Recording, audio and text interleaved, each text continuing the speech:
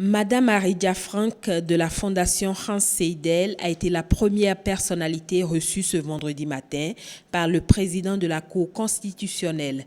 Au centre de leurs échanges, les réformes politiques et institutionnelles. Depuis les élections, ou bien l'élection présidentielle, on ne s'est pas vu. Je n'étais pas venue leur présenter toutes mes félicitations, ou bien les félicitations de la Fondation Hans Seidel. Et puis la deuxième chose, c'était pour des réflexions par rapport à ce que vous savez, les réformes politiques et institutionnelles au Bénin.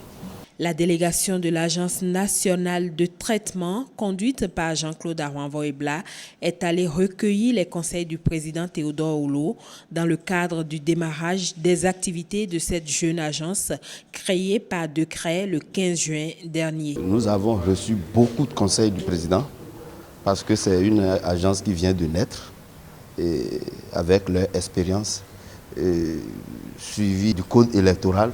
Et on a parlé d'éventuelles relations qui pourraient exister entre la Cour et l'ANT.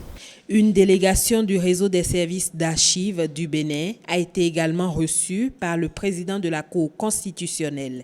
Nous lui avons parlé de notre initiative qui consistait à mettre en place le réseau des services d'archives du Bénin.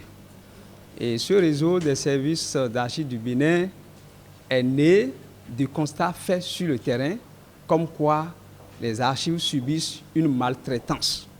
Et il faut finir avec cette maltraitance. Notre attente, c'est son concours, c'est son appui pour la réussite de cette initiative. Marc Olivier, doyen de la faculté de droit de l'Université catholique de Lyon, est en visite au Bénin dans le cadre de la signature d'un accord de collaboration entre son université et l'École nationale d'administration et de magistrature. Il a été la dernière personnalité reçue par le président de la Cour constitutionnelle.